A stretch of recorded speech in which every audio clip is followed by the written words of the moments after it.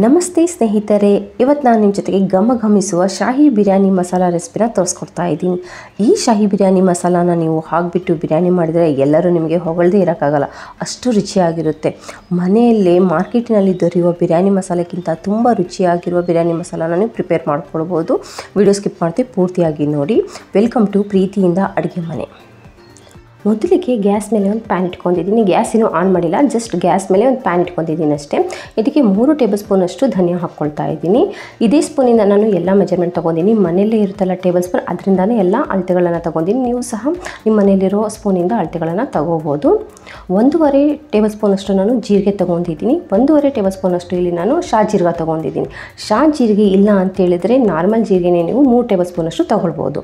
1 table ಸ್ಪೂನಷ್ಟು ನಾನು ಸೋಪಿನ ಕಾಳು ತೊಗೊಂಡಿದ್ದೀನಿ. 2 ಟೇಬಲ್ ಸ್ಪೂನಷ್ಟು ಏಲಕ್ಕಿ ತೊಗೊಂಡಿದ್ದೀನಿ. 6 ಇಂದ 7 ದೊಡ್ಡ ಏಲಕ್ಕಿ ತೊಗೊಂಡಿದ್ದೀನಿ. ಇದನ್ನು ಜಾಸ್ತಿ ಹಾಕೋಕ್ಕೆ ಹೋಗಬೇಡಿ, ಹಾಕಿದರೆ ಸ್ವಲ್ಪ ಕಹಿ ಟೇಸ್ಟ್ ಬರುತ್ತೆ. 6 ಇಂದ 7 ಸಾಕಾಗುತ್ತೆ ಈ ಮೆಜರ್ಮೆಂಟಿಗೆ. ನಂತರ 2 ಚಕ್ಕೆ ತೊಗೊಂಡಿದ್ದೀನಿ, 2 ಪೀಸು. ಇದು 1 ಇಂಚಿಂದ 1.5 ಇಂಚಿಂದ 2 ಪೀಸ್ ತೊಗೊಂಡಿದ್ದೀನಿ ಅಷ್ಟೇ. ಇದನ್ನು ಸಹ ಜಾಸ್ತಿ ಹಾಕ್ಕೊಳಕ್ಕೆ ಹೋಗಬೇಡಿ. ನಂತರ ಲವಂಗ ಒಂದು ಅರ್ಧ ಟೇಬಲ್ ಸ್ಪೂನ್ ತೊಗೊಂಡಿದ್ದೀನಿ. ಜಾಪತ್ರೆ 1 ತೊಗೊಂಡಿದ್ದೀನಿ. 2 ಟೇಬಲ್ ಸ್ಪೂನಷ್ಟು ಮೆಣಸಿನ್ಕಾಳು ತೊಗೊಂಡಿದ್ದೀನಿ. ಈಗ ಬೇಸಿಗೆ ಎಲ್ಲ ನಾನು 2 ಟೇಬಲ್ ಸ್ಪೂನಷ್ಟು ಮೆಣಸಿನ್ಕಾಳು ತೊಗೊಂಡಿದ್ದೀನಿ. ಚಳಿಗಾಲದಲ್ಲಿ ಮಳೆಗಾಲದಲ್ಲಿ ಬಿರಿಯಾನಿ ಮಸಾಲ ಮಾಡುವಾಗ ಮೆಣಸಿನ್ಕಾಳು ಜಾಸ್ತಿ ಕೂಡ ತೊಗೊಳ್ಬೋದು. 3 ಇಂದ 4 ಅನಾನಸು ಅಂದರೆ ಚಕ್ಕರ್ ಮೊಗ್ಗು ತೊಗೊಂಡಿದ್ದೀನಿ. 3 ಇಂದ 4 ಒಣ ಮೆಣಸಿನ್ಕಾಯಿ ಅಂದರೆ ಬ್ಯಾಡಗಿ ಮೆಣಸಿನ್ಕಾಯಿ ತೊಗೊಂಡಿದ್ದೀನಿ ನಾನು ಮುರಿದ್ಬಿಟ್ಟು. ಇಲ್ಲಿ ಅರ್ಧ ಜಾಕಾಯಿ ತೊಗೊಂಡಿದ್ದೀನಿ. ನೀವು ಇದನ್ನು ಪುಡಿ ಕೂಡ ಮಾಡಿಬಿಟ್ಟು ಹಾಕ್ಕೊಳ್ಬೋದು. 1 ಟೇಬಲ್ ಸ್ಪೂನಷ್ಟು ಸ್ಟೋನ್ ಫ್ಲವರ್ ತೊಗೊಂಡಿದ್ದೀನಿ. ಕಲ್ಲು ಇದು ಹಾಕಿದರೆ ತುಂಬ ಚೆನ್ನಾಗಿ ಬರುತ್ತೆ ಬಿರಿಯಾನಿ ಮಸಾಲ. ನಂತರ ಇಲ್ಲಿ ನಾನು ಒಂದು 10 ಪಲಾವ್ ಎಲೆ ಹಾಕ್ಕೊಳ್ತಾ ಇದ್ದೀನಿ. ಇದು ದೊಡ್ಡ ಸೈಜ್ ಇರೋದಕ್ಕೆ ನಾನು 10 ಪಲಾವ್ ಎಲೆ ಹಾಕ್ಕೊಳ್ತಾ ಇದ್ದೀನಿ. ನೀವು ಸಣ್ಣ ಸೈಜ್ ಹಾಕೋದಿದ್ರೆ ಒಂದು 15 ಇಂದ 16 ಪಲಾವ್ ಎಲೆ ಹಾಕ್ಕೊಳ್ಳಿ. ಹಾಕಿಬಿಟ್ಟು ಈಗ ಗ್ಯಾಸ್ ಆನ್ ಮಾಡಿಬಿಟ್ಟು ಪೂರ್ತಿ ಲೋ ಫ್ಲೇಮಲ್ಲಿ ಇದನ್ನು ನಾವು ಡ್ರೈ ರೋಸ್ಟ್ ಮಾಡ್ಕೊಳ್ಬೇಕಾಗುತ್ತೆ. ಪೂರ್ತಿ ಲೋ ಫ್ಲೇಮಲ್ಲಿ, ಜಾಸ್ತಿ ನೀವು ಹೈ ಫ್ಲೇಮಲ್ಲಿ ಮಸಾಲೆಗಳನ್ನು ರೋಸ್ಟ್ ಮಾಡ್ಕೊಂಡ್ರೆ ಅದು ಬೇಗ ಸೀದೋಗುತ್ತೆ, ಟೇಸ್ಟ್ ಅಷ್ಟು ಚೆನ್ನಾಗಿ ಬರಲ್ಲ. ಅದಕ್ಕೋಸ್ಕರ ನೀವು ಲೋ ಫ್ಲೇಮಲ್ಲೇ ಇದನ್ನು ನೀವು ರೋಸ್ಟ್ ಮಾಡ್ಕೊಳ್ಬೇಕಾಗುತ್ತೆ 1-2 ನಿಮಿಷ. ಇಲ್ಲಿ ಪಲಾವ್ ಎಲೆ ಸೈಜ್ ದೊಡ್ಡದಿದೆಯಲ್ಲ, ಅದಕ್ಕೋಸ್ಕರ ನಾನು ಸ್ವಲ್ಪ ಕಟ್ ಮಾಡಿಬಿಟ್ಟು ಹಾಕ್ಕೊಳ್ತಾ ಇದ್ದೀನಿ. ಈ ರೀತಿ ಮುರಿದ್ಬಿಟ್ಟು ಲೋ ಫ್ಲೇಮಲ್ಲಿ ಮಸಾಲೆಗಳನ್ನು ಡ್ರೈ ರೋಸ್ಟ್ ಮಾಡ್ಕೊಂಡ್ರೆ ಅರೋಮಾ ಹಾಗೇ ಇರುತ್ತೆ. ಬಿರಿಯಾನಿ ಮಸಾಲ ತುಂಬಾ ಚೆನ್ನಾಗಿ ಬರುತ್ತೆ. ಮಸಾಲೆಗಳು ಡ್ರೈ ರೋಸ್ಟ್ ಆಗಿದೆ ಇಲ್ಲ ಅಂತ ನಾವು ನೋಡ್ಕೋಬೇಕಂತೇಳಿದ್ರೆ 1 ಪಲಾವ್ ಎಲೆನ ನಾವು ಕೈಯಲ್ಲಿ ತೊಗೊಂಡ್ಬಿಟ್ಟು ಈ ರೀತಿ ಕ್ರಷ್ ಮಾಡ್ಕೊಳ್ಬೇಕಾಗುತ್ತೆ. ನೋಡಿ, ಈ ರೀತಿ ನಾನು ಕ್ರಷ್ ಮಾಡ್ಕೊಳ್ತಾ ಇದ್ದೀನಿ. ಇದು ಪುಡಿ ಆಗಿಲ್ಲ. ಇನ್ನೊಂದು 30 ಸೆಕೆಂಡ್ ತನಕ ನಾವು ಮತ್ತೊಂದು ಸ್ವಲ್ಪ ರೋಸ್ಟ್ ಮಾಡ್ಕೊಳ್ಬೇಕಾಗುತ್ತೆ. ಇನ್ನೂ ಚೆನ್ನಾಗಿ ಪುಡಿ ಆಗಿಲ್ಲ. ಪಲಾವ್ ಎಲೆ ಚೆನ್ನಾಗಿ ಕ್ರಷ್ ಮಾಡಿದ ತಕ್ಷಣ ಪುಡಿ ಆದರೆ ಮಸಾಲೆಗಳೆಲ್ಲ ಚೆನ್ನಾಗಿ ರೋಸ್ಟ್ ಆಗಿದೆ ಅಂತ ನಾವು ಅರ್ಥ ಮಾಡ್ಕೊಳ್ಬೇಕು. ಇಲ್ಲಿ ನಾನು 2 ರಿಂದ 3 ಪಲಾವ್ ಎಲೆನ ಎತ್ತಿಟ್ಕೊಳ್ತಾ ಇದ್ದೀನಿ. ಇದನ್ನು ಆಮೇಲೆ ಯೂಸ್ ಮಾಡ್ತೀನಿ. ಯಾವ ರೀತಿ ಯೂಸ್ ಮಾಡ್ತೀನಿ ಅಂತ ಹೇಳ್ಬಿಟ್ಟು ಆಮೇಲೆ ನಿಮಗೆ ಹೇಳ್ತೀನಿ. 2 ನಿಮಿಷ ಆಗ್ತಾ ಬರ್ತಾ ಇದೆ. ಮಸಾಲೆಗಳೆಲ್ಲ ಚೆನ್ನಾಗಿ ರೋಸ್ಟ್ ಆಗಿದೆ. ಇನ್ನೊಂದು ಸರಿ ಪಲಾವ್ ಎಲೆ ಚೆಕ್ ಮಾಡ್ಕೊಳ್ಬೇಕಾಗುತ್ತೆ. ನೋಡಿ, ಪಲಾವ್ ಎಲೆನ ಮುಟ್ಟಿ ಈ ರೀತಿ ಕ್ರಷ್ ಮಾಡಿದ್ರೆ ಪುಡಿ ಆಗ್ತಾ ಇದೆ, ನೀವು ನೋಡ್ತಿರ್ಬೋದು.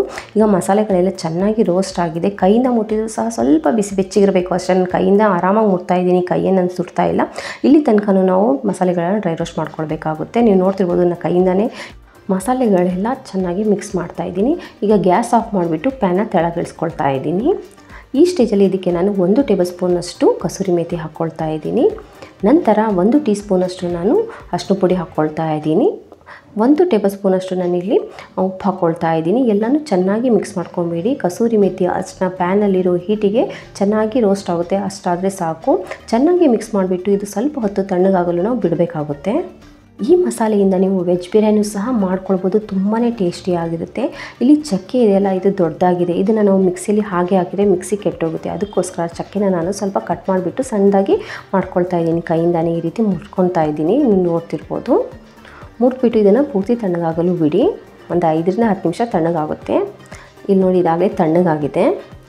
ಈಗ ನಾವು ಇದನ್ನು ಮಿಕ್ಸಿ ಜಾರಲ್ಲಿ ಹಾಕ್ಕೊಳ್ಬೇಕು.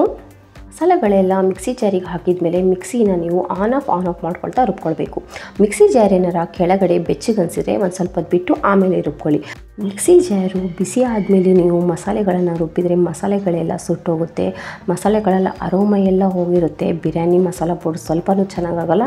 ಬಿರಿಯಾನಿ ಮಸಾಲ ಚೆನ್ನಾಗಾಗಿಲ್ಲ ಅಂದರೆ ಬಿರಿಯಾನಿಯೂ ಸಹ ಸ್ವಲ್ಪನೂ ಚೆನ್ನಾಗಾಗಲ್ಲ. ಈಗ ಮಸಾಲೆಗಳನ್ನು ನಾನು ರುಬ್ಕೊಂಡು ಬರ್ತೀನಿ.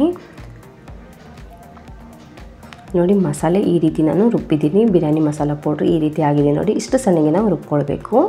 ಅಂಗಡಿಯಲ್ಲಿ ದೊರೆಯುವ ಬಿರಿಯಾನಿ ಮಸಾಲಕ್ಕಿಂತ ಮನೆಯಲ್ಲೇ ತುಂಬ ಸುಲಭವಾಗಿ ಇದನ್ನು ಪ್ರಿಪೇರ್ ಮಾಡ್ಕೊಳ್ಳಿ, ತುಂಬಾ ಚೆನ್ನಾಗಿರುತ್ತೆ. ಬಿರಿಯಾನಿ ಮಸಾಲಾನ ಒಂದು ಕಂಟೈನರಲ್ಲಿ ಹಾಕಿಬಿಟ್ಟು ನಾನು ಸ್ಟೋರ್ ಮಾಡ್ಕೊಳ್ತಾ ಇದ್ದೀನಿ. ಈ ಬಿರಿಯಾನಿ ಮಸಾಲಾನ ನೀವು 6 ತಿಂಗಳ ತನಕ ಹೊರಗಡೆ ಸ್ಟೋರ್ ಮಾಡ್ಕೊಳ್ಬೋದು. ಇದಕ್ಕೂ ಜಾಸ್ತಿ ನೀವು ಸ್ಟೋರ್ ಮಾಡಬೇಕಂತೇಳಿದರೆ ಫ್ರಿಜ್ಜಲ್ಲಿ ಸ್ಟೋರ್ ಮಾಡ್ಕೊಳ್ಳಿ.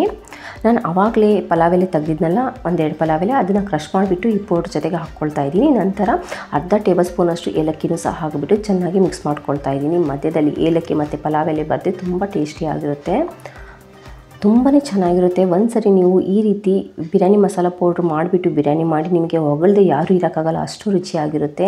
ಇದರಲ್ಲಿ ನೀವು ಮಟನ್, ಚಿಕನ್, ಮೊಟ್ಟೆ ಬಿರಿಯಾನಿ, ಆಮೇಲೆ ವೆಜ್ ಬಿರಿಯಾನಿನೂ ಸಹ ಮಾಡ್ಬೋದು, ತುಂಬಾ ಚೆನ್ನಾಗಿರುತ್ತೆ. 1 ಟೇಬಲ್ ಸ್ಪೂನಷ್ಟು ಬಿರಿಯಾನಿ ಪೌಡ್ರನ್ನು ನೀವು 1 kg ಚಿಕನ್ ಅಥವಾ ಮಟನ್ ಬಿರಿಯಾನಿಗೆ ಹಾಕ್ಕೊಳ್ಬೋದು. ನೀವು ಲೇಯರಿಂಗ್ ಚಿಕನ್ ಬಿರಿಯಾನಿ ಮಾಡ್ತಾಯಿದ್ದೀರಾ ಅಂತೇಳಿ ಅರ್ಧ ಟೇಬಲ್ ಸ್ಪೂನಷ್ಟು ನೀವು ಲೇಯರಿಂಗ್ಗೆ ಹಾಕ್ಕೊಳ್ಳಿ, ತುಂಬಾ ರುಚಿಯಾಗಿರುತ್ತೆ. ಹೇಗೆ ಬಂದಿದೆ ರೆಸಿಪಿ ಅಂತ ಹೇಳ್ಬಿಟ್ಟು ಕಮೆಂಟಲ್ಲಿ ಹೇಳಿ.